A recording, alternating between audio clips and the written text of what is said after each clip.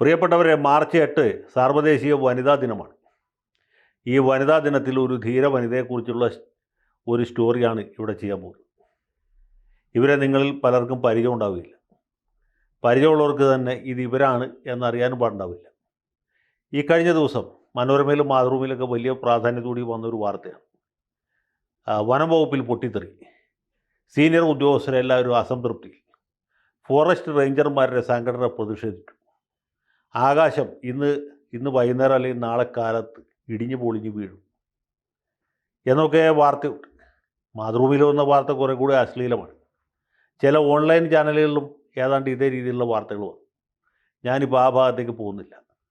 ഞാനിവിടെ പരിചയപ്പെടുത്താൻ പോകുന്നത് കേരള വനം വകുപ്പിലെ ഒരു ബീറ്റ് ഫോറസ്റ്റ് ഓഫീസറായ റോഷ്നിയെയാണ്. റോഷ്നി GS എന്നാണ് ഇവരുടെ മുഴുവൻ പേര്. തിരുവനന്തപുരം ജില്ലയിലെ ആര്യനാട് സ്വദേശിയാണ്. ഇവിടെ കുറച്ചു കാലമായിട്ട് നമ്മുടെ വനം വകുപ്പിൽ ബീറ്റ് ഫോറസ്റ്റ് ഓഫീസറായിട്ട് ജോലി ചെയ്തു. ബീറ്റ് ഫോറസ്റ്റ് ഓഫീസർ എന്ന് വെച്ചാൽ പോലീസിൽ കോൺസ്റ്റബിൾ അല്ലെങ്കിൽ സിവിൽ പോലീസ് ഓഫീസർ എന്നൊക്കെ പറയുന്ന പോലെയുള്ള ഒരു പദവിയാണ്, അല്ലെങ്കിൽ അങ്ങനത്തെ ഒരു ജോലിയാണ്. വലിയ ഉദ്യോഗമൊന്നുമല്ല എന്നർത്ഥം.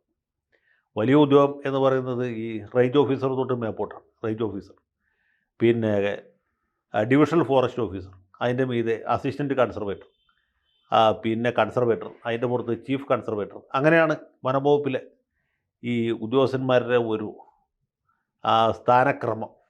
അപ്പോൾ ഏറ്റവും ഏറ്റവും താഴ്ന്ന തസ്തികയിൽ ജോലി ചെയ്യുന്ന ഒരു വനിതയാണ് നമ്മുടെ ഈ കഥാനായികയായിട്ടുള്ള റോഷ്നി സംസ്ഥാന വനം വകുപ്പിൽ വെറുതെ 31-ാം തീയതി ശമ്പളം മേടിക്കുന്ന ഒരു ജീവനക്കാരിയാണ്. കൃത്യമായി ജോലി ചെയ്യുന്ന ആളാണ്. കർത്തവ്യ വ്യഗ്രയാണ് എന്ന് മാത്രമല്ല, കഴിഞ്ഞ 5 വർഷത്തിനിടയ്ക്ക് 500 പാമ്പുകളെ പിടിച്ചിട്ടുള്ള ആളാണ്. ആ രീതിയിൽ അവർക്ക് സാമാന്യം പബ്ലിസിറ്റിയും കിട്ടിയിട്ടുണ്ട്. ചാനലുകളിലൊക്കെ ഇവരെക്കുറിച്ച് വാർത്ത വന്നിട്ടുണ്ട്, പത്രത്തിൽ വാർത്ത വന്നിട്ടുണ്ട്, മറ്റ് സാമൂഹ്യ മാധ്യമങ്ങളിലൊക്കെ കൊണ്ടാടപ്പെട്ട ഒരു വ്യക്തിയാണ്. ഇവരെ അതുകൊണ്ട് തന്നെ ഡിപ്പാർട്ട്മെൻറ്റിലെ ഒരു വിഭാഗം ഉദ്യോഗസ്ഥന്മാർക്ക് ഇഷ്ടമല്ല, മിക്കവാറും ഉദ്യോഗസ്ഥന്മാർക്ക് ഇഷ്ടമല്ല. കാരണം ഒരു കീഴ് ജീവനക്കാരിക്ക് അനർഹമായ അല്ലെങ്കിൽ അർഹമാണെങ്കിൽ തന്നെ ഇവർ അംഗീകരിക്കാൻ പറ്റാത്ത രീതിയിലുള്ള പ്രസിദ്ധി കൈവരുമ്പോൾ ആ ഓഫീസിലുള്ള മറ്റാളുകൾക്ക്, ഇതേ തസ്തികയിൽ ജോലി ചെയ്യുന്നവർക്കും ഇതിൻ്റെ മീതെ ഇരിക്കുന്നവർക്കുമൊക്കെ കണ്ണിക്കടി ഉണ്ടാകുന്നത് സ്വാഭാവികമാണ്. നിർഭാഗ്യവശാൽ ഇവരുടെ കാര്യത്തിലും അത് തന്നെ സംഭവിച്ചു. അതുകൊണ്ട് ഇവർക്കെതിരെ ചില ആരോപണങ്ങൾ ഉയർന്നു വന്നു. ആരോപണങ്ങൾ അങ്ങനെ വലിയ ആരോപണമൊന്നുമല്ല. ഒരു കാട്ടിൽ നിന്ന് തടി വെട്ടി കൊണ്ടുപോയിരുന്നു, അല്ലെങ്കിൽ നമ്മുടെ സുൽത്താൻ ബത്തേരിയിൽ സൗത്ത് വയനാട് DFOക്കെതിരായി ഉയർന്നു വന്ന പോലത്തെ ആരോപണമൊന്നുമല്ല. ഈട്ടിത്തടി വെട്ടി കൊണ്ടുപോയി, അല്ലെങ്കിൽ കള്ളത്തടി വെട്ടിന് കൂട്ടുനിന്നു, കോടിക്കണക്കിന് രൂപയുടെ ചന്ദനം മറിച്ചു വിറ്റു, ഇങ്ങനെയുള്ള ആരോപണമൊന്നുമല്ല. ഇവർ കാട്ടിൽ ഉപേക്ഷിക്കപ്പെട്ട ഒരു കുരങ്ങിൻ്റെ കുഞ്ഞിനെ വീട്ടിൽ കൊണ്ടുപോയി അതിന് പാല് കൊടുത്ത് വളർത്തി വലുതാക്കി. അത് വളർന്നതിന് ശേഷവും കാട്ടിലേക്ക് വിട്ടില്ല, കാട്ടിൽ വിടാതെ വീട്ടിൽ പരിപാലിച്ചു. ഒരു ചാർജാണ്. പിന്നെ ഇവർ അനുദ്യോഗസ്ഥന്മാർ കൂടി പങ്കെടുക്കുന്ന പൊതു മീറ്റിങ്ങിൽ യൂണിഫോം ധരിക്കാതെ, കാക്കി ധരിക്കാതെ വന്നു. പിന്നെ മേലുദ്യോഗസ്ഥന്മാരെ കാണുമ്പോൾ വേണ്ട രീതിയിൽ ബഹുമാനിക്കുന്നില്ല, വാക്കൈ പൊത്തി നിന്ന് സംസാരിക്കുന്നില്ല. ഇങ്ങനെയൊക്കെയുള്ള ആരോപണങ്ങൾ ഇവർക്കെതിരായിട്ട് സ്വാഭാവികമായിട്ട് ഉയർന്നു. മാത്രമല്ല, ഇവരുടെ ഈ സ്റ്റേഷൻ ഓഫീസർ ഉണ്ട്, ഇൻസ്പെക്ടറെയൊക്കെ താഴെയുള്ള പോസ്റ്റ്, ഒരു വനിതയാണ്. അവർ തന്നെ ഇവരോട് വളരെ പക്വതയില്ലാതെയാണ് പെരുമാറിയത്. അപ്പോൾ ഇങ്ങനെ ആരോപണങ്ങൾ ഉയർന്നു വരുന്നതിന് ഇടയ്ക്കാണ് ഒരു പൊതുജനങ്ങൾ കൂടി പങ്കെടുക്കുന്ന മീറ്റിങ്ങിൽ വെച്ച് പൊതുപ്രവർത്തകൻ എന്ന് പറയുന്ന ഒരു വിദ്വാനെ ഇവർ ജാതിപ്പേര് വിളിച്ച് ആക്ഷേപിച്ചു എന്നൊരു പരാതി വരും. ജാതിപ്പേര് വിളിച്ച് ആക്ഷേപിക്കുന്നത്, പ്രത്യേകിച്ച് പട്ടികജാതി പട്ടികവർഗത്തിൽപ്പെട്ട ആൾക്കാരെ ജാതിപ്പേര് വിളിക്കുന്നത് വലിയ ഗുരുതരമായ കുറ്റമാണ്. DYSP ആണ് അതിൽ കേസെടുക്കുന്നത്. അപ്പോൾ അതനുസരിച്ചിട്ട് ഇവർക്കെതിരായിട്ട് പരാതി വന്നു. പിന്നെ ഇവരോട് താല്പര്യമുള്ള ഒരു ഫോറസ്റ്റ് ഉദ്യോഗസ്ഥൻ പരാതിക്കാരനെ അങ്കമാലിയിൽ പോയി കണ്ട് സാന്ത്വനിപ്പിച്ച് പരാതി പിൻവലിപ്പിക്കാൻ വേണ്ടി ശ്രമിച്ചു. നെയ്യാറ്റിൻകര DYSPയും സാമാന്യമായിട്ട് ഉത്സാഹിച്ചു. അങ്ങനെ ആ കേസ് പരാതിയില്ലാതെ അവസാനിച്ചു. ഇവർക്കെതിരായിട്ടുള്ള പോലീസ് കേസൊക്കെ കൊഴിഞ്ഞുപോയി. അതുപോലെ ഇവർ കൊടുത്ത ചില പരാതികളുണ്ടായിരുന്നു, അതൊക്കെ ഒരു ഘട്ടത്തിൽ ഒത്തീർപ്പായി. ഇത് കഴിഞ്ഞപ്പോൾ ഇവർക്കെതിരായിട്ട് ഡിപ്പാർട്ട്മെൻറ്റിലായിട്ട് നടപടിയെടുക്കാൻ തീരുമാനിച്ചു. രഞ്ജിത്ത് കുമാർ എന്ന് പറഞ്ഞ ഒരു റേഞ്ച് ഓഫീസറെ ചുമതലപ്പെടുത്തി. രഞ്ജിത്ത് കുമാർ അദ്ദേഹത്തിൻ്റെ അന്വേഷണം നടത്തി. റിപ്പോർട്ട് കൊടുക്കുന്ന ഘട്ടമായപ്പോഴത്തേക്കും നമ്മുടെ വനിതയായിട്ടുള്ള റോഷ്നി വനിതാ കമ്മീഷനിൽ ഒരു പരാതി കൊടുത്തു. ബന്ധപ്പെട്ട രേഖകൾ സഹിതമാണ് പരാതി കൊടുത്തത്. വനിതാ കമ്മീഷൻ ചെയർപേഴ്സൺ സഖാവ് സതീദേവിയാണ്. സതീദേവി ഈ പരാതി വായിച്ച് മൂക്കത്ത് വിരൽ വെച്ചു, അല്ലെങ്കിൽ താടിക്ക് കൈ കൊടുത്തു. എന്നിട്ട് പരാതിയും അനുബന്ധ രേഖകളും പരിശോധിച്ചു. അത് കഴിഞ്ഞിട്ട് സർക്കാരിലേക്ക് നിർദ്ദേശം കൊടുത്തു. ഇവരുടെ പരാതിയിൽ പറഞ്ഞിട്ടുള്ള കാര്യങ്ങൾ വളരെ ജെനുവിനാണ് എന്ന് തോന്നുന്നു. ഇതേക്കുറിച്ച് വിശദമായ അന്വേഷണം നടത്തി ബന്ധപ്പെട്ട ആളുകൾക്കെതിരെ ആവശ്യമെങ്കിൽ അച്ചടക്ക നടപടി കൈക്കൊള്ളും എന്നാണ് വനിതാ കമ്മീഷൻ്റെ ശുപാർശ. ആവശ്യമെങ്കിൽ അന്വേഷണം നടത്തി നടപടി കൈക്കൊള്ളണമെന്ന് വനിതാ കമ്മീഷൻ പറഞ്ഞത്. സത്യത്തിൽ ഈ അന്വേഷണ ഉദ്യോഗസ്ഥൻ നമ്മുടെ രഞ്ജിത് കുമാർ എന്ന് പറഞ്ഞ ഒരു ഫോറസ്റ്റ് റേഞ്ച് ഓഫീസറാണ്. അദ്ദേഹത്തിൻ്റെ മേലുദ്യോഗസ്ഥൻ ഡിവിഷണൽ ഫോറസ്റ്റ് ഓഫീസർ, അതിൻ്റെ മീതെ കൺസർവേറ്റർ. ഈ 3 പേർക്കെതിരായിട്ടാണ് പരാതി. ഏതായാലും ഈ റിപ്പോർട്ട് വന്ന് കിട്ടിയത് മഹാനായ നമ്മുടെ അഡീഷണൽ ചീഫ് സെക്രട്ടറി ജ്യോതിലാലിൻ്റെ കയ്യിലാണ്. ജ്യോതിലാൽ എന്ന് വെച്ചാൽ നമുക്കറിയാം, വളരെ കർത്തവ്യ വ്യഗ്രനായിട്ടുള്ളൊരു ഉദ്യോഗസ്ഥനാണ്. വേലുത്തമ്പി ദളവയുടെ പുനരവതാരമായിട്ടാണ് തിരുവനന്തപുരത്ത് അറിയപ്പെടുന്നത്.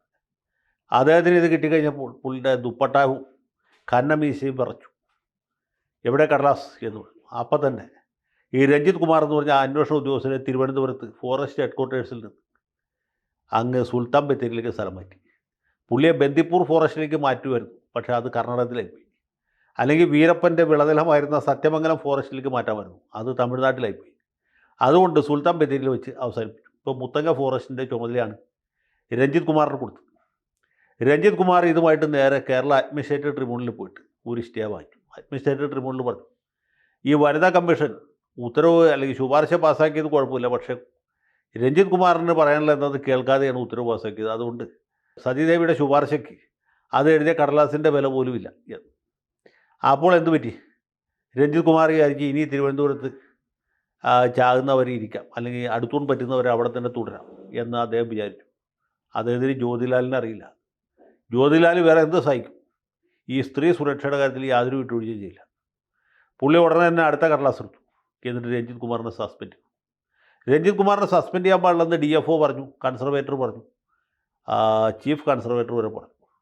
ഫോറസ്റ്റ് ഡിപ്പാർട്ട്മെൻറ്റിലെ മുഴുവൻ ഉദ്യോഗസ്ഥന്മാരും പറഞ്ഞു രഞ്ജിത് കുമാറിനെ സസ്പെൻഡ് ചെയ്യാൻ പാടില്ല, അയാൾ അന്വേഷണം നടത്തി എന്ന് മാത്രമേ ഉള്ളൂ. പക്ഷേ ജ്യോതിലാൽ അംഗീകരിക്കാൻ തയ്യാറില്ല. ജ്യോതിലാൽ ആദ്യം സ്ഥലം മാറ്റം സ്റ്റേ ചെയ്തപ്പോൾ സസ്പെൻഡ് ചെയ്തു. ഇനി അധികം പ്രകോപിപ്പിച്ചാൽ ജ്യോതിലാൽ ഈ രഞ്ജിത് കുമാറിനെ ഡിസ്മിസ് ചെയ്യും. രഞ്ജിത് കുമാർ പിന്നെ വീട്ടിൽ പോയി ഇരിക്കേണ്ടി വരും. അതാണ് സ്ത്രീകളോട് കളിച്ചാലുള്ള കുഴപ്പം. ഇപ്പോൾ രഞ്ജിത് കുമാറിന് മനസ്സിലായി കാണും, ഇവർ വെറും ഒരു ബീറ്റ് ഫോറസ്റ്റ് ഓഫീസറാണല്ലോ എന്ന് കരുതി ഇവരെ ഹിംസിച്ച് കളയാം എന്നാണ് അന്വേഷണ ഉദ്യോഗസ്ഥരും ഫോറസ്റ്റ് ഡിപ്പാർട്ട്മെൻറ്റിലുള്ള ബാക്കി ഉദ്യോഗസ്ഥന്മാരും വിചാരിച്ചത്. പക്ഷേ അങ്ങനെയല്ല. ഒരു ബീറ്റ് ഫോറസ്റ്റ് ഓഫീസർ വിചാരിച്ചാൽ റേഞ്ച് ഓഫീസറെ സസ്പെൻഡ് ചെയ്യാൻ പറ്റും, റേഞ്ച് ഓഫീസറെ സ്ഥലം മാറ്റാൻ പറ്റും. കാരണം എന്താ? 21ാം നൂറ്റാണ്ടാണ്. സ്ത്രീ സുരക്ഷയുടെ ഒരു സുവർണ്ണകാലമാണ്. മാത്രമല്ല, സഖാവ് പിണറായി വിജയനാണ് കേരളത്തിൽ മുഖ്യമന്ത്രിയായിട്ടിരിക്കുന്നത്. അതിനേക്കാൾ ഉപരി സാക്ഷാൽ AK ശശീന്ദ്രനാണ് വനം മന്ത്രിയായിട്ടിരിക്കുന്നത്. അതും പോട്ടെ എന്ന് വെച്ചാൽ KR ജ്യോതിലാലാണ് വനം വകുപ്പിൻ്റെ ചുമതലയോടുകൂടിയ അഡീഷണൽ ചീഫ് സെക്രട്ടറി ആയിട്ട് തിരുവനന്തപുരത്ത് വിരാജിക്കുന്നത്. അതുകൊണ്ട് സ്ത്രീകളെ ബുദ്ധിമുട്ടിക്കുന്നവർ അല്ലെങ്കിൽ സ്ത്രീകളെ കണ്ണീർ കുടിപ്പിക്കാൻ താല്പര്യമുള്ളവർ അവർക്കാർക്കും ഈ സാക്ഷര കേരളത്തിൽ, ഈ നവോത്ഥാന കേരളത്തിൽ ഇനി ഒരു സ്ഥാനവും ഉണ്ടാകുന്നില്ല. ഈ റോഷിനിക്ക് പാമ്പിനെ പിടിക്കാൻ മാത്രമല്ല അറിയുന്നത്, കുരങ്ങിൻ്റെ കുഞ്ഞിനെ വീട്ടിൽ കൊണ്ടുപോയി പാല് കൊടുത്ത് പരിപാലിക്കാൻ മാത്രമല്ല അറിയുന്നത്, രഞ്ജിത് കുമാറിനെ പോലുള്ളവന്മാരെ പാഠം പഠിപ്പിക്കാൻ, അല്ലെങ്കിൽ പൊതുപ്രവർത്തകൻ എന്ന് പറയുന്ന അനിൽകുമാറിനെ കൊണ്ട് കൊടുത്ത പരാതി പിൻവലിപ്പിക്കാൻ അതിനൊക്കെ കഴിവും പ്രാപ്തിയുമുണ്ട്. ആറ്റുമലമ്മയിലെ ഉണ്ണിയാർച്ചയുടെയൊക്കെ പുനരവതാരമാണ് ഈ മാന്യ മഹതി അല്ലെങ്കിൽ ധീര വനിത എന്ന് ഞാൻ വിചാരിക്കും. അവർക്ക് സർവീസിലും പൊതുജീവിതത്തിലും മേന്മേൽ ഉയർച്ച ഉണ്ടാകട്ടെ എന്ന് ഞാൻ ആത്മാർത്ഥമായിട്ട് ആഗ്രഹിക്കും. അതിലേക്ക് വേണ്ടി പ്രാർത്ഥിക്കുകയും ചെയ്യും. എല്ലാ മാന്യ വനിതകൾക്കും ഒരിക്കൽ കൂടി വനിതാ ദിന ആശംസകൾ.